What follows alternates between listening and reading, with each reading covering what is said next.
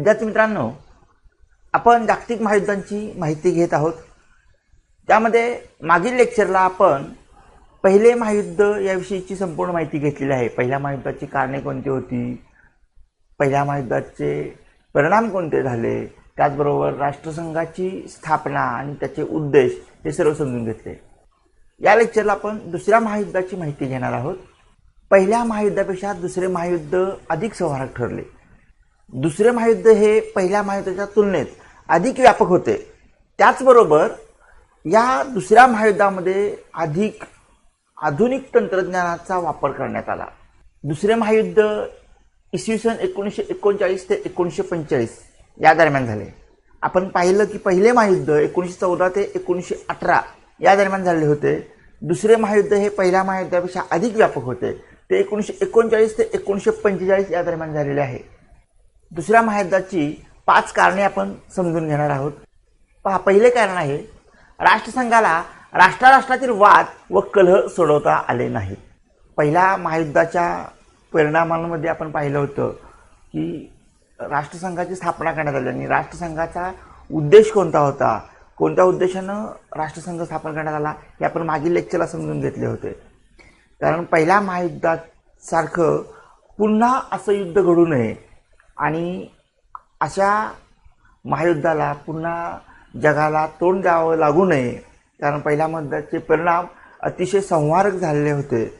म्हणून पहिल्या महायुद्धानंतर अमेरिकेचे राष्ट्राध्यक्ष, तत्कालीन राष्ट्राध्यक्ष वुड्रो विल्सन यांनी राष्ट्रसंघाची स्थापना करावी अशी भूमिका मांडलेली होती आणि त्यातून राष्ट्रामधील कलह, वाद हे आपापसात सामोपचाराने मिटवले जावेत आणि जगात शांतता निर्माण व्हावी या उद्देशाने राष्ट्रसंघाची स्थापना केली होती। परंतु राष्ट्रसंघ ज्या उद्देशाने स्थापन झाला तो उद्देश मात्र सफल होऊ शकला नाही। राष्ट्रामधले जे वाद होते, तंटे होते, ते या राष्ट्रसंघाला सोडवता आले नाहीत। त्यामुळं जगाला पुन्हा एकदा महायुद्धासारख्या घटनेला सामोरं जावं लागलं आणि 1939ला दुसऱ्या महायुद्धाला तोंड फुटलं। पुढील कारण पहा, पहिल्या महायुद्धातील पराभूत जर्मनीवर लादलेला व्हर्सायचा अपमानकारक तह हिटलरने झुगारून देऊन जर्मनीचे लष्करी सामर्थ्य वाढवले। आपण मागील लेक्चरला पहिले महायुद्ध समजून घेताना व्हर्सायचा तह स्पष्ट केला होता आणि हा व्हर्सायचा तह जर्मनीसाठी खूपच अन्यायकारक होता। जर्मनीवर त्यातून अपमानकारक अटी लादलेल्या होत्या, त्यामुळे जर्मनीनं तो व्हर्सायचा तह, त्याच्यातील अटी झुगारून दिल्या।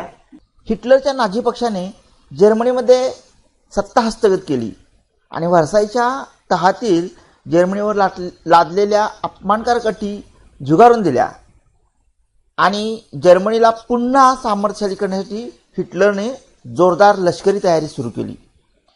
हिटलरने मोठ्या प्रमाणावर सैन्यबळ, आरमार आणि वायुदल वाढवण्यावर भर दिला।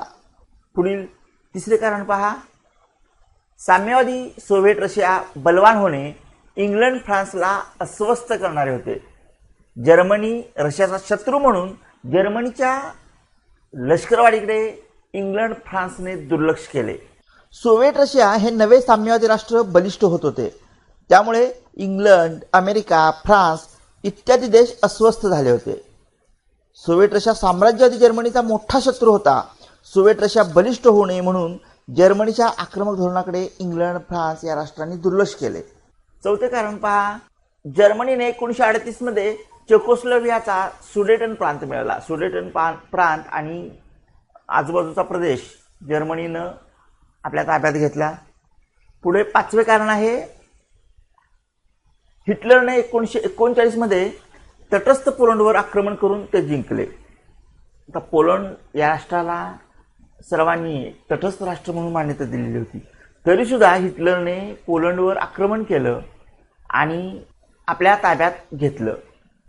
पोलंड तटस्थ राष्ट्र असताना सुद्धा हिटलरनं त्याच्यावर आक्रमण केलं, त्यामुळं इंग्लंड चिडले आणि इंग्लंडनं जर्मनीच्या विरुद्ध युद्ध पुकारलं। ही दुसऱ्या महायुद्धाची 5 कारणं एकत्रितपणे सर्वांनी लिहून घ्या।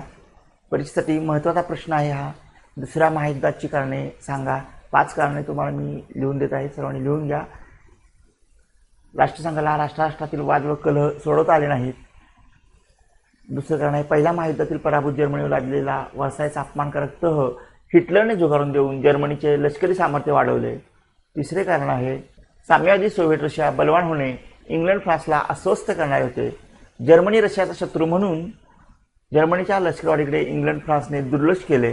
चौथे कारण, जर्मनीने 1938 मध्ये चेकोस्लोवाकियाचा सुडेटन प्रांत मिळवला.